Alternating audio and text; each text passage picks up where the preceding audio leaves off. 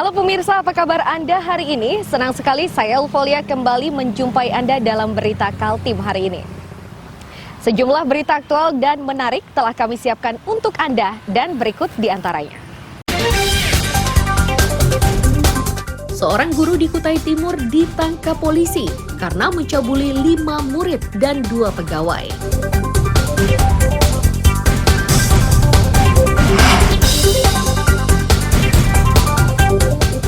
Polisi di Tarakan menangkap pengoplos beras Bulog. Beras tersebut dijual hingga keluar daerah.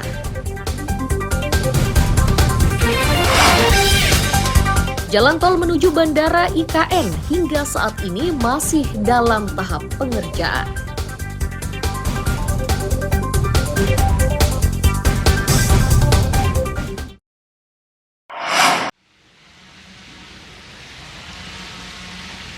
Polres Kutai Timur menetapkan seorang pengajar di salah satu lembaga pendidikan sebagai tersangka.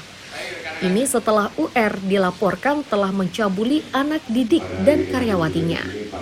Tidak tanggung-tanggung, korban perbuatan bejat pelaku berjumlah 7 orang, terdiri dari 5 anak didik dan 2 karyawati. Kami melaksanakan penyelidikan dan penyidikan di mana di saat korban ini Kasetreskrim Polres Kutim, AKP Dimitri Mahendra Kartika menyatakan, aksi bejat mulai dilakukan tahun 2014 dan terus berlangsung hingga 2023. Ulah pelaku ini mulai dari pelecehan hingga persetubuhan. tenaga pendidik yang melakukan hal Tumbler, Pak. Di 7 korban, 5 ini anak di bawah umur, yang 2 ini dewasa, yang disetubui 1. Sisanya dilecehkan. Ini sejak kapan nih pelaku melakukan Dari tahun 2014 sampai tahun 2023. Tapi kami masih melakukan pendalaman apakah ada korban lain yang menjadi korban dari kejahatan tersangka tersebut. Dari 7 itu dan yang berkali-kali dilakukan apa kejadian? Ada 2 orang, Pak. Umurnya Bapak ini berapa? Terus dipakai buat apa, Pak? UR yang sudah berusia 52 tahun ini harus pasrah. Ia kini terancam hukuman 15 tahun penjara. Polisi juga masih mendalami perkaranya guna mencari korban lainnya. Amir Hamzah dan tim liputan melaporkan dari Kutai Timur.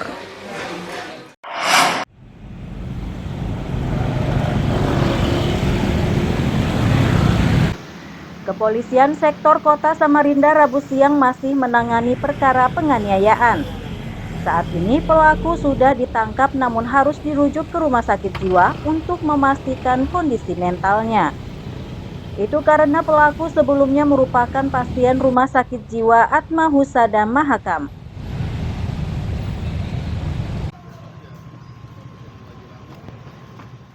Kapolsekta Kompol Trisatria Firdaus menyatakan korban penyerangan itu berjumlah 2 orang. Salah satunya menderita luka tikaman di bagian leher dan masih menjalani perawatan di rumah sakit.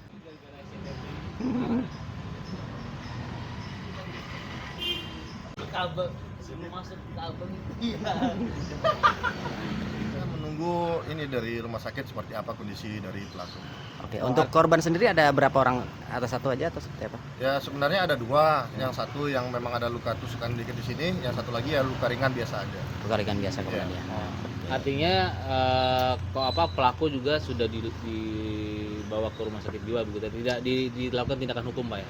Itu sementara karena kita tahu bahwa pelaku ini baru keluar dari rumah sakit jiwa, kita kan harus butuh statusnya si pelaku ini seperti apa. Karena kita melakukan penegakan hukum ya, terkait seseorang itu kan kita harus lihat beberapa aspek, ya kan, ya, termasuk kejiwaannya itu. Maka kita harus pastikan dulu dengan yang ahli, yaitu di rumah sakit jiwa Atma Husada.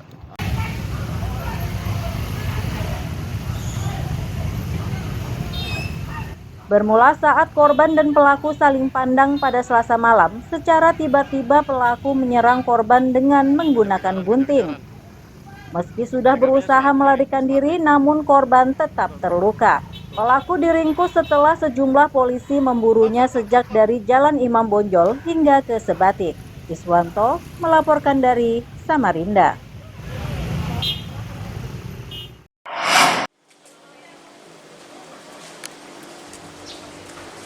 Dinas Perdagangan Pemerintah Kota Samarinda gelar sidak di sejumlah gudang penyimpanan. Ini dilakukan untuk memastikan ketersediaannya jelang Lebaran Idul Adha 1445 Hijriah. Salah satu pemasok sembako memastikan ketersediaan bahan pokok mulai dari beras, minyak goreng, gula dipastikan aman dan mencukupi. Untuk harga, mereka mengikuti harga eceran tertinggi atau HET yang berlaku. Oh ini Pak, lokolnya Pak. Nah.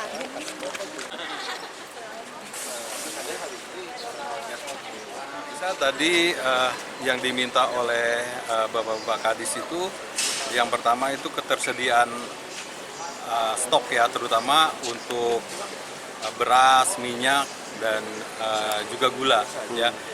Nah, untuk di Lote sendiri untuk ketersediaan semua stok tersebut itu masih aman ya sampai saat ini ya, dengan harga masih mengikuti HET yang berlaku.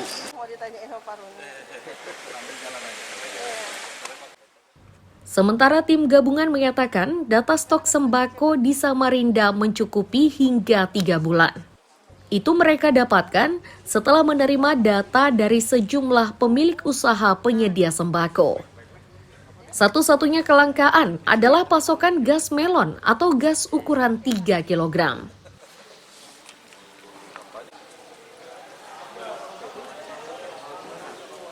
Hanya memantau aja ketersediaan stok yang ada ya.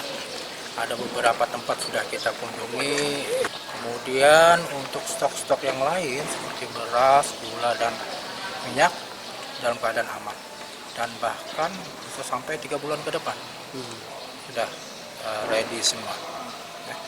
Jadi untuk ini ya fokusnya hanya gas saja yang ada kelangkaan, yang lain nggak ada. Tim gabungan meminta masyarakat tidak mudah terpancing berbagai isu terkait kelangkaan bahan pokok. Mereka juga meminta masyarakat melapor jika menemukan orang yang menyebar isu kelangkaan pangan. Amir Hamzah dan Dimas melaporkan dari Samarinda.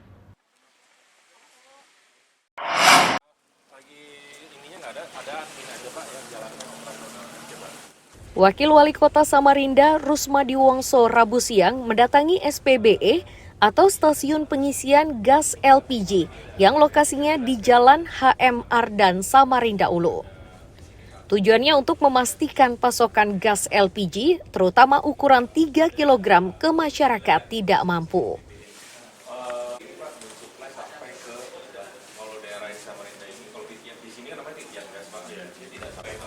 Dari SPBE, Rusmadi mendapat keterangan pasokan gas melon akan segera ditambah. Jumlah yang disiapkan sebanyak 126.000 tabung gas melon. Namun dari jumlah tersebut, penyalurannya dilakukan secara bertahap. Rusmadi juga mengingatkan bahwa gas melon ini hanya disalurkan kepada yang berhak. Ya, kamera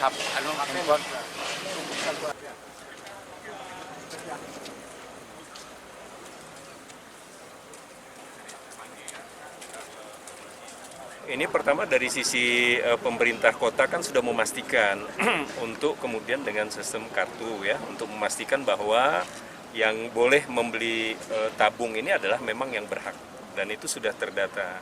Kemudian persoalannya kan di kota, ini wilayahnya Pak Imam, dan dari kota yang ada untuk antisipasi khusus Idul Adha ini 126.000, hanya memang tambahan ini enggak kemudian satu waktu nanti distribusi, makanya tadi saya dengan Pak Imam minta ini datanya.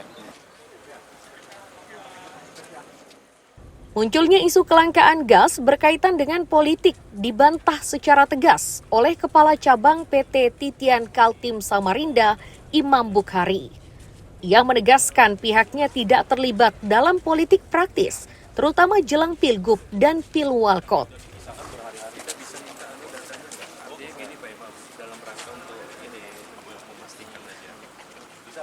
Sebenarnya kalau masalah tabung gas kita juga udah mulai sortir. Ya, kami juga perlu bantuan dari teman-teman media di luar. Tolong kondisi seperti ini jangan disangkut pautkan dengan politik. Ya, jangan berpolitiklah dengan rakyat kecil. Ya, itu. Jadi kita bantu mereka karena isu di lapangan itu sudah sampai ke ranah politik nih, karena kondisi LPG ini. Jadi ya tolong jangan disangkut pautkan. Gitu. Kalau ada yang Mama, Pak. ya makanya kalau ada itu tolong diluruskan bahwa di sini kita porsinya adalah kami bekerja, kami tidak memandang ada politik, kami tidak menspesialkan politikus sama sekali ataupun non politikus, tapi kami bekerja untuk rakyat.